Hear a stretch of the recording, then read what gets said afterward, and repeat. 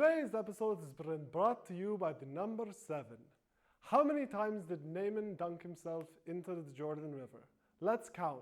1, isn't this fun? 2, you might catch the flu. 3, down into the sea. 4, go once more. 5, if you want to make it out alive. 6, this isn't just for kicks. 7, now you've got your blessing.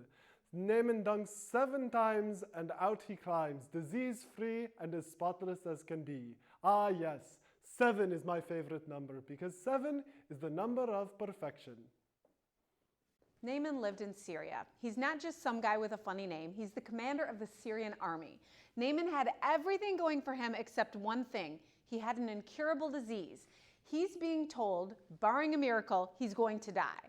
Back then, they called it leprosy. Today, we call it Hansen's disease, and a person infected with Hansen's disease can experience damage to the nerve endings. This nerve damage will often result in a lack of the ability to feel pain, which can lead to the loss of fingers and toes and noses because the person can't feel if they've cut something and their finger gets in the way, and they can't feel if their fingers are too close to the fire. So you get it. If you got it in ancient days, you would die. Today, your doctor's able to prescribe several kinds of medicine and you'll get over it and be able to live the rest of your life.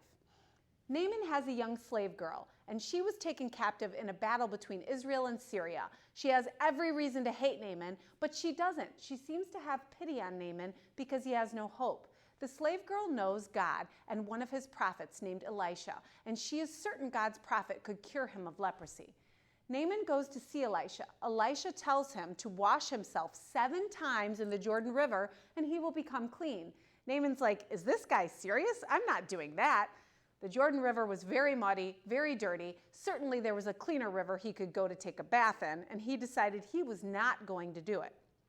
Some of Naaman's men talked to him into doing it anyway, and Naaman tromps down to the river, dunks himself in the water 7 times, and on the 7th time, when he came up, there wasn't any leprous spot on him. God had totally healed him. Naaman had his slave girl to thank. She showed someone who was really an enemy love. The Bible commands us to love our enemies. Matthew 5:44 says, love your enemies and pray for those who persecute you.